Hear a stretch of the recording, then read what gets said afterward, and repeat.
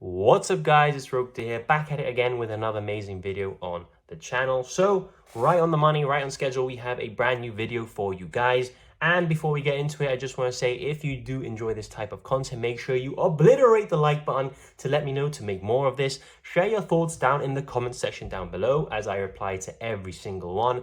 And if you guys are new around here or you enjoy my beautiful face, make sure to subscribe as we are aiming for 5,000 subscribers before the end of 2025. Also, if you guys want to support the channel a bit further or you guys want to meet and duel me, make sure to check out the Discord server links all over the channel. Get yourself in there, get yourself dueling against me. Well, that's enough of me. Let's get straight into the video. Starting off with the deck profile here, we have triple Alistair the Invoker. Now, of course, triple of the main card of the deck, the best normal summon in Yu-Gi-Oh! History, and my favorite card of all time. So he is actually very, very important, not only for his effect, but because he's a level 4, because he's a dark, because he's a spellcaster, and sometimes even because he has 1,000 attack if you play the Almirage package. So fantastic stat line, fantastic attributes, fantastic typing. What exactly does he do? Well, on normal summon or flip face up, he actually adds you an invocation from your deck to your hand. You may think, wow, that sucks, that's all he does. This is an infinite loop, because invocation can then put back Alistair to your hand, put itself back in the deck. You can then normal summon Alistair, grab invocation, fusion, put itself back in the deck. You get the idea. It is an infinite loop if you have enough fusion material in your extra deck. And he also has a quick effect that you can send this card from your hand to the graveyard. You target a fusion monster you control, it gains 1,000 attack and defense until the end of the turn. Since that is an attack modulation on a quick effect, it can be activated during the damage step as well, which means that sometimes your opponent may have to think twice before attacking into any of your fusions. For one of the best field spells in the history of the game, we have triple of Magic Meltdown. I really hope that these cards get a QCR in Rarity Collection 4, because I really, really want that to happen. I think spell cards, especially Magical Meltdown, would look absolutely insane. What does it do? Well, on activation, it adds Alistair, the Invoker, from your deck to your hand. So you effectively have copies 4, 5, 6 of Alistair right here. And the activation of your cards that include fusion summons cannot be negated. And the effects of monsters that are fusion summoned cannot be responded to. So, fantastic card. For example, they wouldn't be able to Bell your invocation because Bell negates activation. Be able to Solemn Judgment it. And on the fusion summon, so let's say you fusion summon, for example, a Shadow Construct, as this was how I explained the ruling back in the day. Fusion summon, Shadow Construct, Construct effect, your opponent cannot do anything because it is within the fusion summon window, and Meltdown makes it so that your opponent cannot respond, which is absolutely fantastic.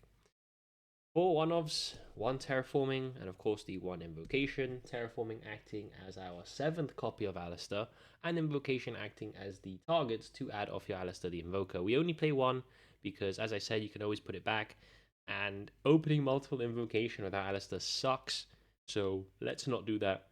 Let's just play 1 copy. And it is probably the most beautiful ultimate rare in the game, and I stand by that. It's absolutely insane. I don't think the camera does it justice. For the Azamina engine, because we are rocking this, because it does still work, and I'll explain how, and I'll show a combo tutorial in the weeks to come. We have triple Diabellstar the Black Witch, Spellcaster Dark, level 7. It is insane in Invoked because it allows you to actually get extra utility out of your link monsters that are light attribute. How do I explain this? Well, it can send a card from the field or hand to special summon itself, meaning you can normal Alistair, get invocation, link into Artemis, and then send Artemis to the graveyard to fuel your Diabellstar. And since invocation can fusion from the graveyards or fields, you might as well be getting the extra use out of the Black Witch. Black Witch can send Meltdown if you want to keep the Artemis. That gives you 2 bodies to climb and to go into the Fiendsmith engine as well. So, an insane card. You play 3 because you always want to see this card in your hand. So it summons itself and then sets a Sinful Spoils card basically from the deck to the field. And we have quite a few, well, there are quite a few good targets. We play 1 target, but let's get on. Well, technically this is also a target, so we do play multiple targets. Wanted Seeker of Sinful Spoils. This is a quick play. It adds the Abel stuff from your deck or graveyard to the hand. Because it adds from the graveyard, it can be belled, so just keep that in mind. You can banish this card from your graveyard, target one of your Sinful Spoil spells traps, that is banished, and you can also draw a card by putting it to the bottom. So it's an ad for Diabellstar. You can do it during the draw phase since it's a quick play, and it also draws you a card. Like, what more do I need to say? You play 3 of this card while we still can. Could go to 1. We have 1 Deception of the Sinful Spoils and 1 of the Hollowed Azamina. Deception is our main target of the Black Witch, we said it, and then it grabs us our Azamina card, which is the Hollowed, and Hollowed Azamina is how we effectively get into our Azamina fusions, because it can send Sinful Spoils cards from the field or our hand to the graveyard and fusion summon Azamina fusion monsters that way, so it's pretty cool. Also, if it's in the graveyard, you can target an Azamina that is in the graveyard or that you control, put it back into the deck or extra deck, and add it back to the hand. So with the 1 fusion spell, you can actually get 2 fusions, which is really nice. So that is it for the Azamina engine. We now go into the Fiendsmith engine. We have triple of the Fiendsmith Engraver. Shout out to Engraver while he's still at 3. I think this card could go to 1, so just keep an eye out. But this card is absolutely insane. It effectively does so much that I think that this could be one of the strongest Yu-Gi-Oh cards of all time. It has 3 relevant effects that are pretty much all game changing. So you can discard this card, add a Fiendsmith spell trap from your deck to your hand. That's already incredible because the target is tracked, and tracked gets you a free Light Fiend body to the field. You can target a Fiendsmith equip card, send it and 1 monster on the field to the graveyard, so that's super easy considering the Fiendsmith Link monsters all can equip themselves from the graveyard to Light Fiends. And if this card is in your graveyard, you can shuffle 1 other Light Fiend and special summon this card. So incredible card, needed to be played at 3. 1 Lacrima the Crimson Tears with 1 Fable Luri. Lacrima is our special summon from deck target with our Fiendsmith Link 1, and it effectively acts as a Foolish Burial for our Fiendsmith Engraver.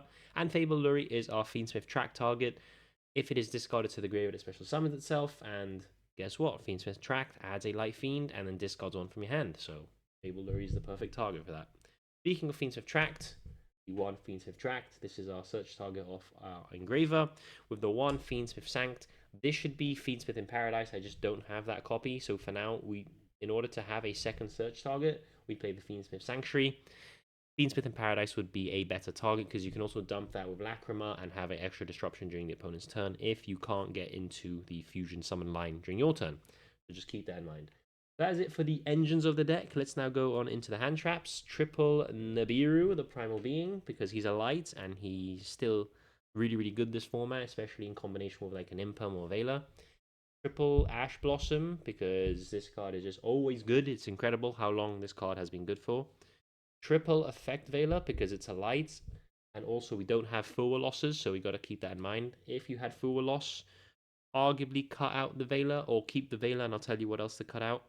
We have triple Infinite Impermanence. Cards amazing, we would never cut this. We have double Ghost Mourner and double Droll. We're playing 2 and 2 because we don't have Fuwa losses, as I said. This could be triple of the Fuwa loss, and the 1 extra copy could be something else, another one of. So could arguably play 1 Bell or 2 Bell and 2 Fuwa loss, or you can cut down Nibiru to 2, play triple Fuwa loss, and play double Bell and double Mourner or something like that. So hand trap lineup could be changed, obviously. If you have Fuwa losses or Malchamis, play them. I don't, so I'm playing this. And for the last 2 cards, we have 1 Triple Tactic Talent and 1 Call by the Grave. I believe that takes us to 41 cards, because 41 cards, despite lowering Alistair consistency, means that we actually increase the chances of not seeing Fable Luri and a couple other cards that we'd rather not see in our hand. So that is it for the main deck. Let's now go on quickly into the extra deck. Starting off with the extra deck here, we have the 1 SP Little Knight. Card is still fantastic and very easily made in a deck like this. 1 IP Masquerena, which I need to rarity bump, I know, but it allows us to make SP during our opponent's turn very easily, as we sometimes have fusions that we need to get off the board, like the Azamina ones. We have 1 Moon of the Closed Heaven, which allows us to pivot into our Fiendsmith plays with 2 free bodies, and the 1 Artemis the Magistus Moon Maiden, which is the cornerstone of Invoked, because you can link off Alistair into this and gives you an immediate light, which is fantastic. For the fusions of the Invoked, we have one Mikaba and one Agoides. You can arguably play the Kaliga if you want something to do under Shifter, as the deck does struggle against Shifter, but you would actually have to cut something pretty important, and I haven't decided on what yet, but I am going to be testing out the Kaliga. We have, for the Azamina stuff, the Rusielago, which on summon allows us to add any of our Azamina or Sinful Spoil cards. And this is actually the Azamina Omni Negate, which after 2.5 boxes I haven't pulled yet, which is crazy. So I'm using this as the proxy for it, but this is the Azamina Fusion. I believe it's called Azamina Sylvia. And the one Chaos Angel, because we can actually make this super, super easy, either using Alistair and Fiendsmith Engraver, or Fiendsmith Engraver and Lacrima, which is super easy to do. So, okay, the one Chaos Angel. We have the one Fiendsmith Agumde, because this allows us to play through Disruption like it's not even there. We have the one Fiendsmith Sequence to make our Desiree, the one Fiendsmith Requiem, which kickstarts our entire Fiendsmith engine by just using a Light Fiend monster to make it. The one Desiree, which is the Omni Negate and a quick effect that can't be targeted. The Neko Clip Princess, which is actually really good because you can make Princess, and with Alistair, that's also another way into the Chaos Angel. But also make Princess, use Alistair effect, give it 1,000 attack and defense, and then draw a card. So if you open multiple Alistairs, this is a way of replacing them for a free draw.